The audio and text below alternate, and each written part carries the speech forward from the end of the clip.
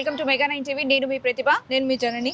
So August 9, 2024 కోల్కతాలో ఉన్నటువంటి ఆర్జికర్ హాస్పిటల్లో జరిగినటువంటి ఇన్సిడెంట్ అందరికీ తెలిసిందే. భయభ్రాంతులకు గురి చేసిందని చెప్పొచ్చు. ఎందుకంటే కాలేజ్ క్యాంపస్లోని ఒక మెడికల్ స్టూడెంట్ ఎవరైతే తన స్టడీస్ కంప్లీట్ చేసి ఇంకొన్ని రోజుల్లో కంప్లీట్ గా డాక్టర్ గా మారబోతుందో తన పైన జరిగినటువంటి అత్యాచారం హత్య ఘటన చాలా ఘోరంగా ఉండింది. సో దానికి సంబంధించి ఆ నిందితుడు ఎవరైతే ఉన్నారో సంజయ్ రాయ్ అని చెప్పేసి తనని పోలీసులు ఇప్పటికి కూడా బిఎన్ఎస్ సెక్షన్ కింద 64 కేసెస్ కి సంబంధించి తన పైన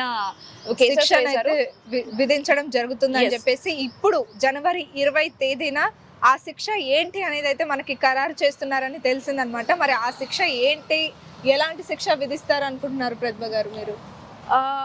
వాళ్ళు చెప్పిన దాని ప్రకారం అయితే ఇక్కడ ప్రతి ఒక్కరు కోరుకునేది ఆయనకి ఎలానన్నా మరణశిక్ష విధించాలని. ఎందుకంటే ఆ చనిపోతున్న టైంలో తనని టార్చర్ ఎంతగా ఫిజికల్ గా టార్చర్ పెట్టి చంపిన వ్యక్తి ఎంత ఘోరంగా ఉందో అసలు ప్రతి ఒక్కరిని కలిచివేసిందని చెప్పొచ్చు ఆ సంఘటన. సో అలాంటి వాడికి సరైన శిక్ష ఏదైనా ఉందంటే అది మరణ శిక్ష అని అనుకుంటున్నాను నేనైతే. అది జరిగి కూడా ఆగస్టు 9 అంటే ఇప్పటికీ ఒక మేబీ సంవత్సరానికి దగ్గర వస్తుంది. ఆల్మోస్ట్ 6 months అయిపోయింది. ఇప్పటికీ ఆయనకి అంటే నవంబర్ లో ఆయన విచారణ అయితే జరిగింది. అప్పుడు శిక్ష విధించలేదు అనమాట. అప్పుడు మళ్ళీ అందరూ కలిసి ధర్నాలు చేసి మళ్ళీ క్యాండిల్స్ వెలిగించి మళ్ళీ హాస్పిటల్లో ఉండే వాళ్ళు ప్రతి ఒక్కరు వాళ్ళ ఫ్యామిలీ కానీ ఫ్రెండ్స్ కానీ చాలా మంది దేశవ్యాప్తంగా చాలా మంది నిరసనలు అయితే తెలపడం జరిగింది. సో ఫైనల్ గా ఆయనకైతే ఒక శిక్ష వేయబోతున్నారు అనే వార్త అయితే మనకు తెలిసింది. మరి ఎలాంటి శిక్ష వేయబోతున్నారు అనేది మాత్రం ఇంకా తెలియలేదన్నమాట. మనకు తెలియాల్సిందంటే ఒక పక్క పేరెంట్స్ కూడా ఫైట్ చేస్తున్నారు. ఆ ఇన్సిడెంట్ జరిగిన రోజు నుంచి కూడా అంత మాత్రమే కాదు, అంటే కేవలం ఆ యూనివర్సిటీకి సంబంధించిన డాక్టర్స్ మెడికోస్ మాత్రమే కాదు, అన్ని స్టేట్స్ కి సంబంధించిన డాక్టర్లు కూడా అప్పుడు నిరసన అయితే తెలిపారు. ఎందుకంటే చాలా కఠినమైనటువంటి అసలు ఎవరి ఏ శత్రువుకి కూడా అటువంటి బాధ రాకూడదు. అంటే ఇంకో 2 నెలల్లో నా స్టడీస్ కంప్లీట్ అయిపోతాయి, నేను హ్యాపీగా డాక్టర్ అయిపోతాను అని కష్టపడి ఉన్నటువంటి, అంటే చాలా చిన్న ఫ్యామిలీ వాళ్ళది కూడా. ఆ అమ్మాయి కష్టపడి నేర్చుకొని మిడిల్ క్లాస్ ఫ్యామిలీ నుంచి ఎంతో కష్టపడి పైకి వచ్చింది. కానీ ఆ అమ్మాయి ఆశల్ని ఒకటేసారి, ఆశల్ని మాత్రమే కాదు తన లైఫ్ ని కంప్లీట్ గా స్పాయిల్ చేసేసినటువంటి సంజయ్ రాయ్ కి అసలు ఎలాంటి శిక్ష పడుతుంది ఏంటి అనేది ప్రతి ఒక్కరు కూడా ఉత్కంఠ ఉంది. ఎందుకంటే చాలా మంది కోరుకునేది ఉరి శిక్షకి సంబంధించే. కానీ తను అంత ఏమంటారు, మనకి సీసీటీవీ ఫుటేజ్ లో దొరికినప్పటికీ కూడా నేను ఎలాంటి తప్పు చేయలేదు అని అంటున్నారు. అవును, అప్పుడు ఆ సంఘటన ఒక్కసారి మనం గుర్తు చేసుకుంటే ఇప్పటికీ ఒళ్ళు ఇలా జలధరిస్తుంది అనమాట. తన కండిషన్, తన బాడీ పార్ట్స్ లోపల అంతా డ్యామేజ్ అయిపోయి, అంటే నిజంగా ఇట్లాంటి సంఘటనలు భారతదేశంలో ఆల్రెడీ 2-3 సార్లు జరిగినాయి. ఆల్రెడీ మనం నిర్భయ చట్టం అవన్నీ మనం చూస్తూనే ఉన్నాం. అవన్నీ జరిగిన తర్వాత కొంచెం జరగకుండా ఉంటున్నాయి అన్న వెంటనే కోల్కతాలో ఈ ఇన్సిడెంట్ అనేది మొత్తం భారతదేశాన్ని ఇలా ఒక అమ్మాయికి ఇలా జరగడం అనేది నిజంగా కాలేజ్ లో అంత సెక్యూరిటీ ఉన్న సీసీ కెమెరాలు ఉన్న కాలేజ్ లో అంత సెక్యూర్ గా ఉండే దగ్గర కూడా ఇంత దారుణం జరిగిందంటే నిజంగా దీన్ని ఎలా చూడాలి అని అసలు ప్రపంచం అంతా తల్లకిందులు అయిపోయిందని చెప్పొచ్చు. మరి ఇప్పటికీ ఆ శిక్ష ఇప్పటికీ ఖరారు చేసిందని చెప్పొచ్చు. అంటే అది జరిగి 6 నెలల సమయం దాటిపోయిన తర్వాత ఇప్పుడు ఆయనకు శిక్ష ఇస్తుందని చెప్పొచ్చు. నన్ను అడిగితే శిక్ష గురించి అయితే వాళ్ళు చెప్పబోతున్నారు, కానీ ఖచ్చితంగా అది జీవిత ఖైదు, మరణ శిక్ష ఖచ్చితంగా ఉండాలి. అంటే ఆన్ ద స్పాట్ జరిగిపోయేలా ఉండాలి. ఎందుకంటే ప్రతి ఒక్కరు కూడా ఎంతో కోపం ఉన్నారు ఇన్సిడెంట్ పైన. మనము నిర్భయ కేసు కూడా చూసుకుంటే చాలా ఏళ్ల తర్వాత తీర్పు అనేది వచ్చింది. ఇప్పటికీ ఒక అతను బయట ఉన్నాడు, మైనర్ అని చెప్పి వదిలేసిన అతను బయట ఉన్నాడు. సో అలాంటిది మళ్ళీ ఇప్పుడు రిపీట్ కాకూడదని మాత్రమే జనాలు అందరూ కోరుకుంటున్నారు. ఎందుకంటే ఇలాంటి నేరాలు చేసే వాళ్ళకి కూడా ఆ శిక్ష అనేది కఠినంగా ఉంటే ఇంకొకళ్ళు తలుచుకుంటేనే భయంకరంగా ఉండాలి. అది మనం అనుకుంటూనే ఉన్నాం, కానీ అది ఎప్పుడు అమలు అవుతుందో అది మనకైతే తెలియట్లేదు. నిజంగా ఇలాంటి సంఘటనలు జరిగినప్పుడు ఒకసారి షాద్ నగర్ లో కూడా అమ్మాయి ఇన్సిడెంట్ జరిగినప్పుడు వెంటనే ఎన్కౌంటర్ చేశారు కదా, అలాగే ఇలాంటివి జరగాలి.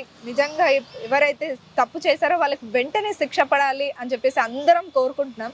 కానీ మన చట్ట ప్రకారం వాళ్ళకి అవన్నీ విచారణ ఉంటుంది, శిక్షలు విధించడం ఉంటుంది, కాబట్టి ఇంత లేట్ అవుతూ వస్తుంది.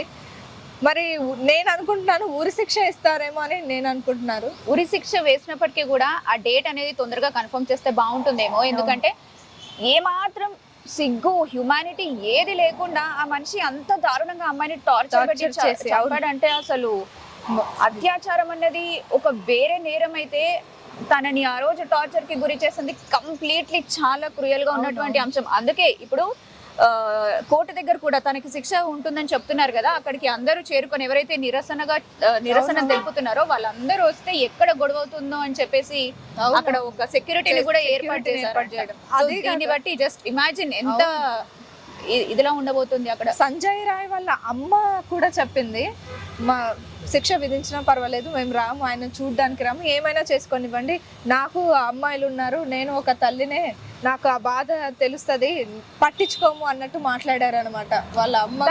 తను తీసుకున్నటువంటి డెసిషన్ కరెక్ట్ అని చెప్పొచ్చు. ఎందుకంటే మానవత్వం ఉన్న ఎవ్వరు కూడా, అది తల్లి అవ్వనివ్వండి, తండ్రి అవ్వనివ్వండి, తోడబుట్టిన వాళ్ళు అవ్వనివ్వండి, కరెక్ట్ గా చెప్పారు ఆవిడైతే. ఎందుకంటే అంత క్రూరమైన కొడుకుని కంటానని పాపం ఆవిడ కూడా అనుకోలేదు. సో ఆయన చేసిన తప్పుకి ఎలాంటి శిక్ష విధించినా ఆవిడ ఫైన్ ఉన్నారు దాంతో. అలాగే సంజయ్ రాయ్ని కోర్టులో విచారిస్తున్నప్పుడు ఆయనకు మాట్లాడే ఛాన్స్ ఇచ్చింది అనమాట కోర్టు.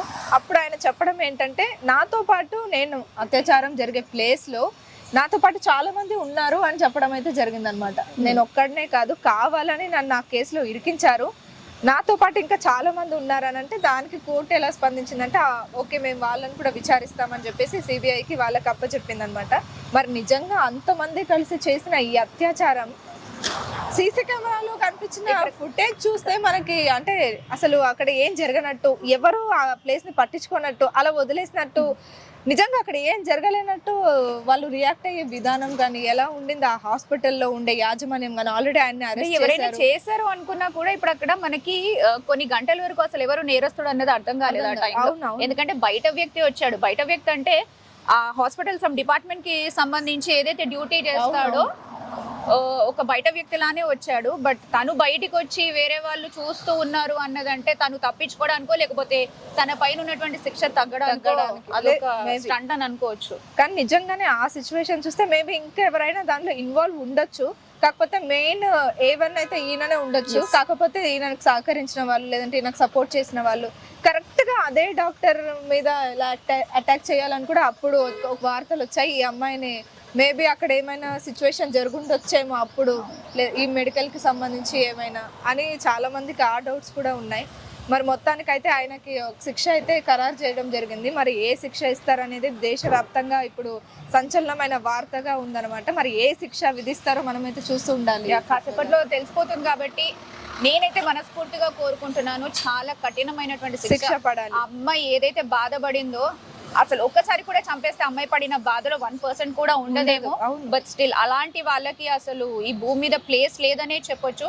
సో కోర్టు ఏ నిర్ణయం తీసుకున్నా, ఒక పక్క ఆందోళనలు జరుగుతున్నాయి, అసలు సెక్యూరిటీ కూడా పెట్టారంటే అందరూ ఊహించుకోవచ్చు ఎంత ఇదిగా ఉండబోతుంది సిచ్యువేషన్ అనేది. సో కోర్టు ప్రాపర్ నిర్ణయం తీసుకొని అసలు ఇంకా ఎటువంటి లేట్ కూడా చేయొద్దు ఈ కేసుకి సంబంధించి. చాలు, నిర్భయ విషయంలో జరిగింది చాలు. వాళ్ళు బయట ఉన్నటువంటి అబ్బాయి మైనర్, ఆ టైంలో ఉన్నటువంటి మైనర్, అసలు ఇదంతా చాలు. ఇంకా మళ్ళీ చూసి తట్టుకోలేరు. ఎలా అంటే జనాలు లిటరల్లీ మమ్మల్ని వదిలేస్తే మేమే శిక్షిస్తాము అలాంటి వాళ్ళని ఉన్నారు అని తయారయ్యారు, చంపేస్తారు. Definitely yeah.